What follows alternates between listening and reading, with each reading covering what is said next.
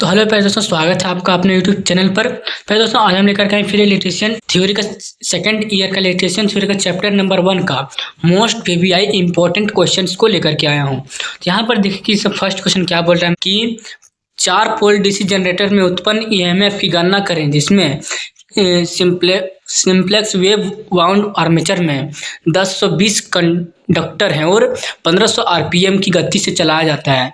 तो फ्लक्स और पोल का वेबर इतना है। तो इसका निकालना है क्या हमको? तो हमको ईएमएफ निकालना है, जनरेटर में उत्पन्न ईएमएफ को हमको गणना करना है। चलिए इसको सॉल्व करते हैं। सबसे पहले हम दोस्तों यहाँ पर देखिए कि आप लोग का 4 पोल डीसी जनरेटर में उत्पन्न ईएमएफ की गणना करने के लिए देखिए यहाँ पर सबसे पहले आप लोग को क्या करना पड़ेगा। यहाँ पर पोलों की संख्या जो आप लोगों का यहाँ पर 4 दे दिया गया है एंड आप लोगों का जो कंडक्टर की कुल संख्या है वो आप लोग का 1020 दिया गया है एंड आप लोग का जो आप लोग का गति दिया गया है एंड आप लोग का आरपीएम दिया गया है 1500 आरपीएम दिया गया है एंड आप लोग का जो फ्लक्स दिया गया है प्रति पोल पर वो आप लोग का 0.007 वेबर दिया गया है एंड यहाँ पर वाइंडिंग्स सिंप्लेक्स वेव वाउंड के लिए समांतर पथों के लिए संख्या यहाँ पर 2 हो जाएगा। सो यहाँ पर हो जाएगा एंड यहाँ पर आप हम लोग को निकालना है ईएमएफ निकालना है। इसका जो फॉर्मूला होता है वो आप लोग का E = 5ZNP/60 ये होता है एंड इसको आप पुट करना है फॉर्मूला में। पर आप लोग का जो आंसर है वो आप लोग का 357 आप लोगों को आंसर आ जाएगा। इस तरह से इसको अच्छे से आप लोग सॉल्व कर लीजिएगा एंड इस तरह से आप लोग का इसका ऑप्शन नंबर C राइट हो जाएगा। हम नेक्स्ट क्या बोल रहे हैं क्वेश्चन मेरे पास कि यदि डीसी जनरेटर में मुख्य फील्ड फ्लक्स विकृत हो जाता है तो प्रेरित ईएमएफ पर क्या प्रभाव पड़ेगा, ये आप लोग को बताना है। तो इसमें से क्या होगा कि प्रेरित ईएमएफ जो है घट जाएगा, वो यहाँ पर हो जाएगा। सही आंसर का ऑप्शन नंबर B हो जाएगा। हम नेक्स्ट क्या बोल रहे हैं क्वेश्चन मेरे पास कि यदि डीसी जनरेटर में शंट फील्ड प्रतिरोध क्रिटिकल प्रतिरोध मान से ऊपर है तो क्या प्रभाव पड़ता है। अगर क्या बोल रहा है कि क्रिटिकल जो प्रतिरोध है अगर मान से ऊपर हो जाता है तब क्या होगा, और किसमें जनरेटर में शंट फील्ड में, ठीक है ना। इसमें से क्या होगा कि जनरेटर जो वोल्टेज बनेगा वो क्या हो जाएगा, विफल हो जाएगा, मतलब वो बंद हो जाएगा बनना। वही होगा सही answer, option number C right answer. Next क्या बोल रहे हैं क्वेश्चन मेरे पास अब कि डीसी जनरेटर में वोल्टेज बनाने में विफल रहने का क्या कारण है। क्या बोल रहे हैं कि डीसी जनरेटर में जो विफल हो जाता है वोल्टेज बनाने का, उसका कारण क्या होता है। वही यहाँ पर सेम क्वेश्चन आप लोग को पूछा गया जो इसमें पहले आप लोग वहाँ पर पढ़े, वहाँ पर आप लोग को ये पूछा था लेकिन यहाँ पर ये दे दिया गया था, लेकिन यहाँ पर यही दे दिया गया, ये आप लोग को पूछा गया है। तो आप लोग क्वेश्चन से घुमा दिया गया। इस तरह से आप लोग क्वेश्चन आप घुमा भी सकता है। इसका सही आंसर मिलेगा ऑप्शन नंबर C हो जाएगा कि फील्ड प्रतिरोध जो है क्रिटिकल प्रतिरोध से ऊपर हो जाएगा। नेक्स्ट क्या बोल रहे हैं क्वेश्चन मेरे पास अब कि डीसी जनरेटर अपना अवशिष्ट चुंबकत्व क्यों खो रहे हैं। क्या बोल रहे हैं, जो डीसी जनरेटर जो होता है उसका जो अवशिष्ट चुंबक का जो होता है रेसिडुअल मैग्नेटिज्म वो क्यों खो रहा है, वो यहाँ पर आप लोगों को बताना है। आज का सही आंसर में ऑप्शन नंबर D हो जाएगा। रोटेशन की दिशा को अक्सर बदलने के कारण इस तरह से होता है। हम नेक्स्ट क्या बोल रहे हैं कि डीसी जनरेटर में जो भाग ये आप लोगों को दिख रहा है यहाँ पर, ये इसका जो फिगर जो आप लोगों को दिख रहा है ये किस चीज़ का फिगर है, इसको हम लोग क्या बोलते हैं, इसको योक बोलते हैं या फिर फ्रेम बोलते हैं। Option number D right answer हो जाएगा। नेक्स्ट क्या बोल रहे हैं क्वेश्चन मेरे पास कि डीसी जनरेटर में पोल शू का उद्देश्य क्या होता है। तो पोल शू वहाँ पर क्यों लगाया, तो वो देखिए आप लोगों को जो क्या कहते हैं, जो चुंबक जो बनता है उसका जो फ्लक्स होता है उसको क्या करता है, वो फैलाने का काम करता है। इसलिए इसका देखिए ऑप्शन में क्या बोल रहे हैं कि एयर गैप को कम करता है, तो कम नहीं करता है। अभी में क्या बोल रहे हैं, क्षेत्र की शक्ति भी नहीं बढ़ाता ये। ऑप्शन नंबर C में क्या बोल रहे हैं कि चुंबकीय नुकसान को कम करता है, भी नहीं होगा। ऑप्शन नंबर D में क्या बोल रहे हैं कि एयर गैप में फ्लक्स को समान रूप से फैलाना ही काम करता है। Option number D right answer हो जाएगा। क्या करता है, फ्लक्स को फैलाने का काम करता है। नेक्स्ट क्या बोल रहे हैं क्वेश्चन मेरे पास आपकी डीसी जनरेटर में कम्यूटेटर पर भारी स्पार्किंग का क्या कारण है। क्या बोल रहे हैं कि जो डीसी जनरेटर में जो स्पार्किंग होता है उसका कारण क्या होता है, तो वो होता है अत्यधिक ब्रश दबाव के कारण। ऑप्शन नंबर ये इसका राइट आंसर हो जाएगा। नेक्स्ट क्या बोल रहे हैं क्वेश्चन मेरे पास अब कि जो आप लोग का एक्स बार यहाँ पर दिख रहा है, ये जो आप लोग को दिख रहा है ये किस चीज़ का फिगर, ये आप लोग सबसे पहले जानिए। यहाँ पर पूछ रहा है कि एक्स भाग में जो विभिन्न भाग में कौन सा वोल्टेज ड्रॉप इंगित किया जा गया है। यहाँ पूछा कि कौन इंगित कर रहा है यहाँ पर वोल्टेज ड्रॉप को, वो आप लोग को बताना है एक्स भाग का।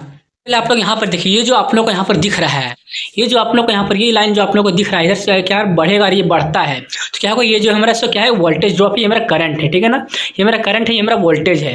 जब हम क्या करते हैं कि करंट का जब हम बढ़ाते हैं इधर, तो क्या होगा, जो वोल्टेज जो होता है क्या मेरा घट जाता है। कैसे घटता है वो देखो, ये जो आप लोग का ये पॉइंट जो यहाँ पर दिख रहा है, ये जो आप लोग का ये दिख रहा है, ये क्या होगा वो ज़्यादा डाउन होता चला जाएगा।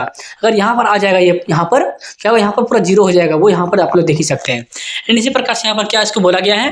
और ये जो लाइन आप लोग यहाँ पर इस तरह जो आ रहा है इधर से, इसको बोला गया आर्मेचर रिएक्शन ड्रॉप। ये जो आप लोग यहाँ पर गिर रहा है इसको क्या बोल रहे हैं, इसको इसको हम लोग आर्मेचर रिएक्शन ड्रॉप बोल रहे हैं। इसका ऑप्शन नंबर क्या हो जाएगा, सी इज राइट आंसर हो जाएगा।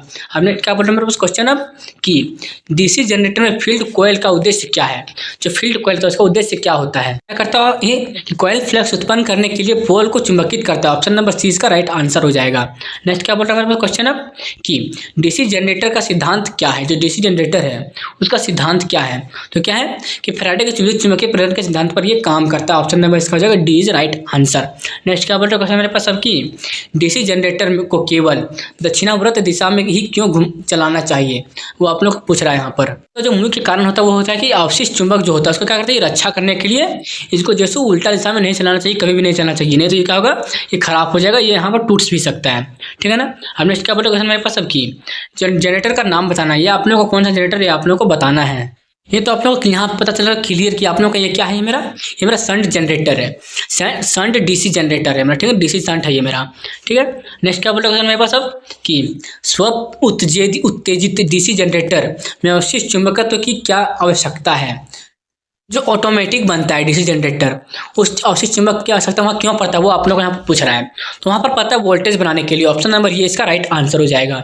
नेक्स्ट क्या बोल रहा है क्वेश्चन मेरे पास कि यदि इसका फील्ड आर्मेचर के समानांतर जुड़ा हुआ है तो जनरेटर का नाम क्या होगा। क्या बोल रहा है, समानांतर जुड़ा हुआ किसके, फील्ड आर्मेचर की क्या हो रहा है, समांतर जुड़ा हुआ है, तो उसको हम लोग कौन सा बोलेंगे जनरेटर, वो आप लोगों को पूछ रहा है। तो जैसा कि आप लोगों ने यहाँ पर अभी देखा, ये जो आप लोगों को दिख रहा है ये क्या है, ये समानांतर जुड़ा हुआ है। इसी प्रकार से यहाँ पर जुड़ा हुआ है तो उसको हम क्या बोलेंगे, वो यहाँ पर आप लोगों को पूछ रहा है। तो उसको हम लोग क्या बोलेंगे, तो शंट जनरेटर बोलेंगे। ऑप्शन नंबर ये इसका राइट आंसर हो जाएगा। अब नेक्स्ट क्या बोल रहे हैं क्वेश्चन मेरे पास कि यदि डीसी शंट जनरेटर में लोड बढ़ता है तो टर्मिनल वोल्टेज क्यों घट जाता है, ये आप लोगों को पूछ रहा है यहाँ पर। ये होता है आर्मेचर प्रतिक्रिया प्रभाव के कारण। ऑप्शन नंबर ये इज राइट आंसर हो जाएगा।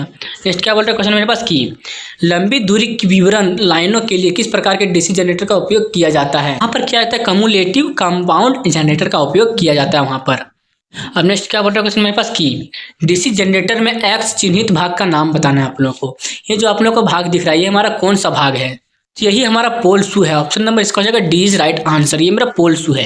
नेक्स्ट क्या बोल रहे हैं क्वेश्चन मेरे पास सबकी डीसी जनरेटर में स्प्लिट रिंग का क्या कार्य होता है। जो स्प्लिट रिंग होता है उसका कार्य क्या होता है। जो स्प्लिट रिंग का काम होता है वो मेरा था आउटपुट को एक दिशा में बनाए रखने के लिए इसको यूज में लाया जाता है। Option number B is right answer. अब नेक्स्ट क्या बोल रहा है क्वेश्चन मेरे पास कि जनरेटर में फील्ड का नाम बताना है आप लोगों को। ये जो आप लोगों को दिख रहा है ये हमारा कौन सा फील्ड है। ये तो आप लोगों को यहाँ पर दिख रहा है कि इसमें से एक से ज़्यादा है। ठीक है ना, एक यहाँ पर दो है। ठीक है ना, दो आप लोगों का आउटपुट गया है और ये आप लोग यहाँ देखिए इसको इसलिए बोलेंगे इसको हम, ये मेरा कंपाउंड हो जाएगा, मतलब एक से ज़्यादा मतलब वो कंपाउंड हो जाएगा। एंड यहाँ पर आप लोग देखिए डायरेक्शन देखिए आप लोग यहाँ पर कि इसमें जाने के लिए इधर से आया है और इसमें जो आप लोग का इधर से गया है, मतलब ये जो उल्टा गया है इसको हम लोग कम्यूटेटिव बोलते हैं। ऑप्शन नंबर इसका हो जाएगा कम्यूटेटिव कंपाउंड हो जाएगा। ऑप्शन नंबर डी इसका राइट आंसर हो जाएगा। ठीक है ना। अब नेक्स्ट क्या बोल रहे हो मेरे पास क्वेश्चन अब कि ऑर्क वेल्डिंग के लिए किस प्रकार के डीसी जनरेटर का उपयोग किया जाता है। क्या बोल रहा है, ऑर्क वेल्डिंग के लिए वहाँ पर डिफरेंशियल कंपाउंड जनरेटर का उपयोग किया जाता है। अब नेक्स्ट क्या बोल रहा है क्वेश्चन मेरे पास कि बड़े डीसी जनरेटरों में आर्मेचर रिएक्शन के प्रभाव को कैसे बेअसर किया जा सकता है। तो उसको बेअसर करने के लिए कंपेसेंटिंग वाइंडिंग किया जाता है। ठीक है ना। ऑप्शन नंबर ये इसका राइट आंसर हो जाएगा। नेक्स्ट क्या बोल रहा है मेरे पास क्वेश्चन अब कि डीसी जनरेटर में एक्स भाग के चिन्हित भाग का आप लोग को नाम बताना है। ये जो आप लोग को यहाँ पर भाग दिख रहा है ये हमारा कौन सा भाग है। ये जो आप लोग को गोल सा दिख रहा है ये आप लोग का क्या है, को बोला जाता है रेजर। ऑप्शन नंबर सी इसका राइट आंसर है। कंप्यूटर रेजर इसको बोला जाता है। ठीक है ना, ऑप्शन नंबर सी।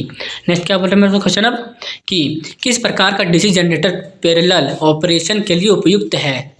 पैरेलल किस में होता है, ये होता है शंट जनरेटर में। ऑप्शन नंबर हो जाएगा बी इज राइट आंसर। अब नेक्स्ट क्या बोल रहे हैं क्वेश्चन अब कि डीसी जनरेटर का आप लोगों को नाम बताना है। ये जो आप लोगों को दिख रहा है ये किस प्रकार का डीसी जनरेटर है, ये आप लोगों को बताना है। इसको आप लोगों को पहचानना है। ये आप लोगों को दो टाइप का होता है, शंट जनरेटर होता है। शंट जो होता है आप लोगों का ये दो टाइप का होता है। एक होता है शॉर्ट, एक होता है लॉन्ग। शॉर्ट अगर रहेगा तो यहीं पर रहेगा, अगर लॉन्ग रहेगा तो ये पूरा रहेगा, मतलब शॉर्ट यहाँ तक रहता है, लॉन्ग पूरा रहता है। ये हमारा लॉन्ग हो जाएगा। ठीक है ना, ये हमारा लॉन्ग हो जाएगा। ये आप लोगों को आप देखना है कि कम्यूटेटिव है कि डिफरेंशियल है। यहाँ पर देखिए कि इसका डायरेक्शन है क्या है, मेरा ऑपोजिट डायरेक्शन है। तो मैंने इसके पहले बताया कि जो ऑपोजिट डायरेक्शन है तो क्या होता है मेरा कम्यूटेटिव होता है। ठीक है ना। एंड यहाँ पर आप लोगों को यही देखना था, ये आप लोगों को शंट तो है ही क्योंकि आप लोगों का ये देख सकते हैं समानांतर है, इसलिए ऑप्शन नंबर डी इसका राइट आंसर हो जाएगा। कम्यूटेटिव शॉर्ट नहीं होगा, कम्यूटेटिव लॉन्ग शंट कंपाउंड होगा। ऑप्शन नंबर सी इसका राइट आंसर हो जाएगा। अब नेक्स्ट क्या बोल रहा है मेरा क्वेश्चन अब कि डीसी जनरेटर में स्प्लिट रिंग का कार्य क्या है? जो स्प्लिट रिंग है उसका कार्य क्या है? इसका काम है इस करंट को एक दिशा में इकट्ठा करना। Option number 20 right answer. ये क्वेश्चन मैंने पहले भी करवाया। अब नेक्स्ट क्या बोल रहा है क्वेश्चन मेरे पास की 4 पोल डायनेमो को प्रेरित ईएमएफ की गणना करें जिसमें 100 आरपीएम लेप वाइंडिंग है और कुल वाइंडिंग की संख्या 600 है। तो फ्लक्स पोल जो है सो इतना वेबर है। तो दोस्तों इसको आपको सॉल्व कैसे करेगा वो देखिए आप लोगों का कि यहाँ पर आप लोगों को जो बोला गया है, यहाँ पर जब लैप वाइंडिंग बोल दिया जाता है तो ये जो आप लोगों का पोल की संख्या दिख रहा है और जो आप लोगों का कि समांतर पथ की संख्या और जो आप लोग का ये जो होगा पोल की संख्या दोनों सेम हो जाता है। इसी प्रकार से जो आप लोग का ये होगा या आप लोग का जो यहाँ पर पी होगा दोनों यहाँ पर सेम हो जाएगा। तो जो फॉर्मूला होता है ई इक्वल टू वो क्या होता है वो देखिए, इसका फॉर्मूला यही होता है। जब आप लोग इस फॉर्मूला इसको पुट कीजिएगा पूरा फॉर्मूला में तो आप लोग का जो आंसर वो आ जाएगा। तो सही आंसर जो आप लोग का आएगा वो आप लोग का 640 होगा। ऑप्शन नंबर डी इसका राइट आंसर हो जाएगा। हम नेक्स्ट क्या पढ़ रहे हैं क्वेश्चन अब कि बड़े डीसी जनरेटर मशीनों के पोल कोर बनाने के लिए किस धातु का उपयोग किया जाता है? तो उसमें कच्चा लोहा का उपयोग होता है, कच्चा इस्पात का। ऑप्शन नंबर सी इसका राइट आंसर हो जाएगा। नेक्स्ट क्या पढ़ रहे हैं क्वेश्चन अब कि डीसी जनरेटर में आर्मेचर रिएक्शन का क्या प्रभाव होता है? ये आप लोग को 3 बार क्वेश्चन आ चुका है। इसका काम है आउटपुट वोल्टेज को स्पंदित करना। ऑप्शन नंबर क्या हो जाएगा नेक्स्ट क्वेश्चन अब कि डीसी जनरेटर में ठोस पोल शूज सॉलिड पोल शूज का उपयोग क्यों किया जाता है? इसका उपयोग होता है चुंबकीय पथ में रिलेक्टेंस जो आप लोग का पैदा होता है उसको कम करने के लिए इसको यूज किया जाता है। नेक्स्ट क्या बोलते हैं क्वेश्चन मेरे पास अब की डीसी जनरेटर में इंसुलेशन प्रतिरोध को बेहतर बनाने के लिए किस विधि का उपयोग किया जाता है? तो इसका उपयोग किया जाता है रख रखाव के दौरान मशीनों में गर्म हवा फूंकने के लिए। Option number D is right answer. Next क्या बोल रहा है क्वेश्चन मेरे पास कि बड़ी क्षमता वाले डीसी जनरेटर योग बनाने के लिए किस धातु का उपयोग किया जाता है? धातु बनाया मतलब जो योग बनाया जाता है वो किस धातु से बनाया जाता है? रोल्ड फील होता है। ऑप्शन नंबर हो जाएगा स्टील, रोल्ड स्टील होता है। Option number D is right answer. Next क्या बोल रहा है क्वेश्चन मेरे पास अब कि किस प्रकार का डीसी जनरेटर अवशिष्ट चुंबकत्व की अनुपस्थिति में काम करता है? तो हो जाएगा separately excited generator. Option number D is right answer. Next क्या बोल रहा है क्वेश्चन कि एक डीसी जनरेटर में योग और पोल के माध्यम से चुंबकीय सर्किट कैसे पूरा होता है? होता है आर्मेचर कोर के कारण। Option number B is right answer. Next क्या बोल रहा है क्वेश्चन मेरे पास अब कि 4 पोल डीसी जनरेटर में डुप्लेक्स लैप वाइंडिंग में कितने समानांतर पथ होते हैं? डुप्लेक्स में आप लोग का 8 हो जाएगा क्योंकि डबल बोल रहा है, डुप्लेक्स मतलब डबल होता है। Option number C is right answer. Next क्या बोल रहा है क्वेश्चन मेरे पास अब कि डीसी जनरेटर में पोल कोर स्टेपलिंग को लेमिनेट क्यों किया जाता है? इसको किया जाता है एडी करंट को कम करने के लिए, हानि को कम करने के लिए। नेक्स्ट क्या बोल रहा है मेरे पास अब कि डीसी जनरेटर में इंटरपोल कैसे जुड़े होते हैं? जो इंटरपोल होता है वो किस प्रकार से जुड़ा होता है? आर्मेचर के साथ श्रृंखला में जुड़ा होता है। ऑप्शन नंबर ये इसका राइट आंसर हो जाएगा। नेक्स्ट क्या बोल रहा है क्वेश्चन मेरे पास अब कि जनरेटर में ब्रश बनाने के लिए किस सामग्री का उपयोग किया जाता है? जो ब्रश बनाया जाता है वो किस सामग्री से ब्रश बनाया जाता है? ब्रश बनाया जाता है कार्बन और ग्रेफाइट से। ऑप्शन नंबर 20 का राइट आंसर हो जाएगा। नेक्स्ट क्या बोल रहा है क्वेश्चन मेरे पास कि डीसी जनरेटर का आप लोगों को नाम बताना है। जो आप लोगों को दिख रहा है किस प्रकार का डीसी जनरेटर है? तो ये आप लोग का जो है सो आप लोग यहाँ देख सकते हैं कितना वाइंडिंग है, 3 वाइंडिंग है। इसको बोला जाता है कंपाउंड। जब आप लोग एक से ज़्यादा तो वो क्या होता है कंपाउंड हो जाता है। एंड उसके बाद यहाँ पर देखिए ये आप लोग का लॉन्ग या शॉर्ट आप लोग को वो देखना है। यहाँ पर देखिए कहीं पर इसमें से बीच में गया हुआ है कि नहीं गया है, ये डायरेक्ट गया हुआ है। इसको बोला जाता है long shunt compound. Option number D इसका राइट आंसर हो जाएगा। हम नेक्स्ट क्या बोल रहे हैं क्वेश्चन मेरे पास कि डीसी जनरेटर में अधिकतम दक्षता के लिए क्या शर्त है? ये होता है परिवर्तनीय हानियां स्थिर हानियों के बराबर है। ऑप्शन नंबर डी इसका राइट आंसर। नेक्स्ट क्या बोल रहे हैं क्वेश्चन मेरे पास कि डीसी जनरेटर का भाग का नाम बताइए। जो आप लोगों को दिख रहा है ये कौन सा भाग है? ये जो आप लोगों का है वो आप लोगों का क्या है कि आर्मेचर कोर लेमिनेशन है। यहाँ पर जहाँ पर आर्मेचर कोर को यहाँ पर लेमिनेट किया जाता है आर्मेचर को, वही इसको बुलाया गया आर्मेचर कोर, ठीक है ना। नेक्स्ट क्या बोल रहा है मेरे पास नेक्स्ट क्वेश्चन कि डीसी जनरेटर के समानांतर संचालन की क्या आवश्यकता है? तो इसका जो होता है आवश्यकता सेवा की निरंतरता के लिए इसको उपयोग किया जाता है, आवश्यकता पड़ता है। नेक्स्ट क्या बोल रहा है क्वेश्चन कि डीसी जनरेटर का क्या प्रभाव होता है यदि इसे लंबे समय तक आदर्श रखा जाए? आदर्श का मतलब इसको सुरक्षित रखा जाए तो क्या होगा? बिना यूज किए ही ये क्या होगा कि इसका अवशिष्ट चुंबक जो है समाप्त हो जाएगा। ऑप्शन नंबर डी इसका राइट आंसर हो जाएगा। नेक्स्ट क्या बोल रहा है क्वेश्चन मेरे पास कि यहाँ पर इलेक्ट्रोप्लेटिंग प्रक्रिया के लिए किस प्रकार के डीसी जनरेटर का उपयोग किया जाता है? किया जाता है डीसी शंट जनरेटर के लिए। नेक्स्ट क्या बोल रहा है मेरे पास क्वेश्चन अब कि डीसी शंट जनरेटर के लिए शंट फील्ड करंट ISH के लिए क्या फॉर्मूला है? यदि VT टर्मिनल वोल्टेज है और EG जनरेटर EMF है तो इसका क्या होगा? आई एस एच होता है, उसका जो फॉर्मूला होता है वो अपने का ऑप्शन नंबर ये हो जाएगा, I S H equal to V T बटा आर एस एच हो जाता है। ऑप्शन नंबर ये इसका राइट आंसर।